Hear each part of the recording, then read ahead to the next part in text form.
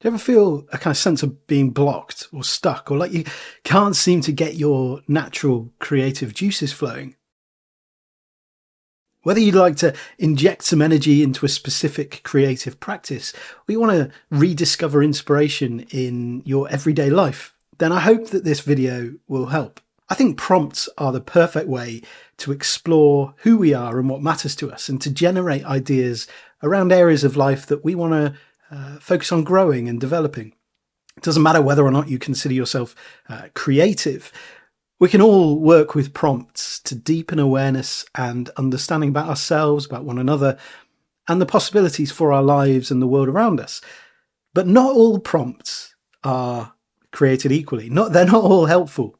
Some can actually block our creative flow rather than releasing it.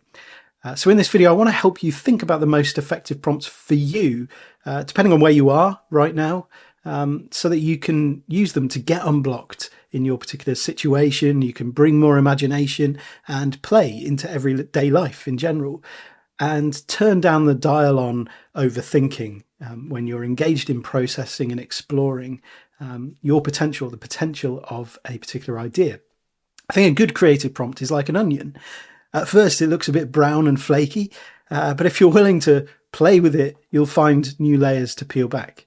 You'll discover layers wrapping layers, cuddling layers, with all sorts of slippery surprises along the way. I was trying to figure out how the taste of an onion fits with that analogy, but it's probably best not to overthink it too much. I remember one time I was making and drinking a lot of vegetable juice a few years ago.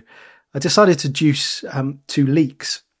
I never fully considered the onionatic properties of a leek until I went to meet my friend for a drink later that evening, and he had to sit quite a long way away from me.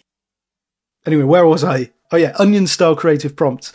Maybe pass the parcel is a better analogy. That kids' game, when each layer contains a nice surprise to unwrap, and you can keep going until there's nothing left to unwrap.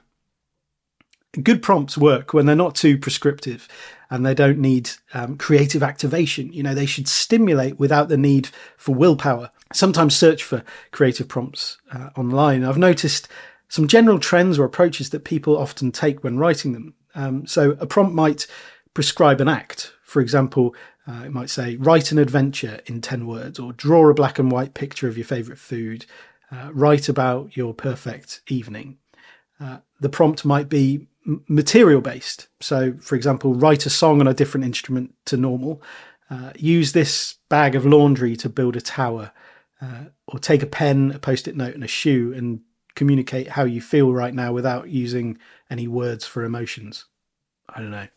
And then there's kind of question prompts. So, what's your favorite season and why? If you could change something about the world, what would it be? What makes you belly laugh? If tomorrow was your last day on earth, what would you choose to do? These prompts can work. They can be really effective in certain situations.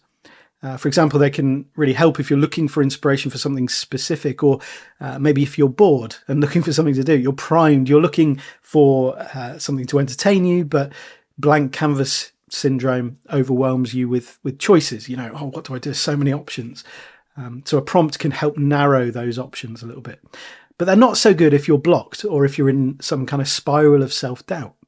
That last question was actually one I used to write my song Still Time. I asked the audience of an art exhibition that I was involved in to answer, if tomorrow was your last day on earth, what would you choose to do or choose not to do? And the big problem with those kinds of prompts, which I realized afterwards, is they require thought. I noticed as I was talking to people who were struggling to respond, so people were like, I can't respond to this question. They were caught in thought a lot of the time. And so for perfectionists, for overthinkers, anyone who's even had the faintest inner critic, they can cause resistance and even fuel a level of negative self-talk that blocks and derails us deeply. For me, the best kind of creative prompt for those suffering with those blockages are prompts that poke mindless intuition into life. They catalyze imagination without requiring thought. Resistance kicks in when you see the words write, draw, imagine. You start to judge yourself and overthink what you ought to be imagining, or how you should answer those questions in order to be funny or cool or taken seriously. One of the reasons I think our favourite songs often speak to us is because part of us speaks through them. A song that we love gives our creative spirit a way to make itself felt and heard within us. We don't need to have been through the same experience as the songwriter, or even the experience that the songwriter is singing about, to connect with the words and the music.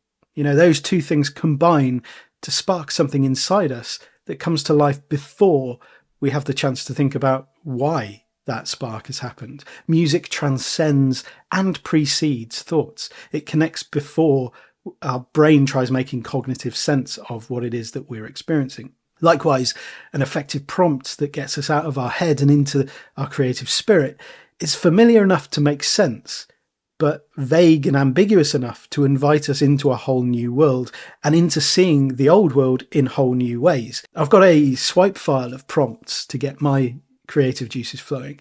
It might be a common phrase, it could be a funny scenario that I've imagined or witnessed, or an overheard snippet in a conversation. Vague phrases and prompts work really well because they loosen the tap and let imagination flow in ways where there are no stakes, there are no expectations, no pressures on the product. And for me, creativity has a similar impact to the way people talk about meditation and exercise and other types of physical, emotional, spiritual training. It shifts your mind and body to hold the world in a different way. Outside of the immediacy of this moment, it prepares us to be able to respond with grace, flexibility, gentleness, with possibility, adaptability, playfulness to the unexpected things that are going to come flying at us today, this week. We used a prompt like this in our Haven community discussion earlier this week. I'm in a hole, I'm not alone. Something will have come to your mind when I just said that. What's the hole? Who else is there? What else is there? I mean, you could come up with 100 different movies with that single prompt. Stories, poems, drawings. How do you read that phrase? Obviously, there's a lot riding on how I read it to you. I'm in a hole. I'm not alone. I'm in a hole. I'm not alone. I'm in a hole. I'm not alone. So there's the stress on particular words in that sentence. How does that impact the meaning? Then there's tone, colour, volume, shape, emotion. I'm in a hole. I'm not alone. I'm in a hole. Oh, okay. I'm not alone. Do you want help, or are you having a nice time down there? I'm in a hole. I'm not alone. I'm in a hole. I'm not alone. This is me in a pothole with a worm and a screw. So I was playing with this prompt ahead of our discussion. I asked an AI image generator to help me out. This worm is part of an army of rogue worms that are deliberately making potholes on the road so that cars drive into them, bits of those cars drop off, they fall into the hole, and then the worms are kind of collecting those parts to build something underground. I'm not sure what it is that they're building, but I get the impression that it's going to be quite spectacular. And so then this idea led me to start writing from the perspective of a screw that's fallen into the hole. I got knocked out at the wheel by rogue worms hell-bent on stealing me. With their pickaxe army, political salami, chopping up the truth to fill the potholes up with screws like me and you. They hook us with their bait through their paternoster gate that takes us down. Potentially turn a bit political, cultural, don't know. Despite appearances, I'm not alone down here, but I don't think the feeling that I'm feeling is fear. Despite appearances, you're all alone up there, but I don't think you think that what you're feeling is despair. Gravity in reverse, pulling you up, away from the source, the heart, the cause.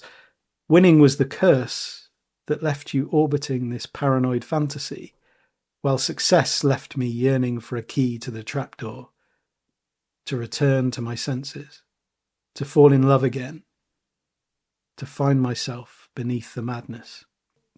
Basically, that one prompt, I'm in a hole, I'm not alone. When I sat with that for 30 minutes while journaling at the end of last week, it's like turning the tap on and the water started flowing. I was like, oh, this is really fun. Try that one for yourself. You're in a hole. You're not alone. What comes to mind? Share any of your weird and wonderful and thoroughly normal and mundane answers in the comments below. Maybe you're riding down a milky river in a cheerio.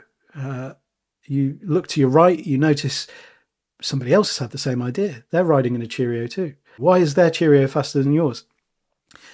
And if you want more conversations like this, because I do, I love having conversations like this, and I love it when I get to have these conversations with other people rather than just myself. So come and join me in the Haven. I'd love to see you there.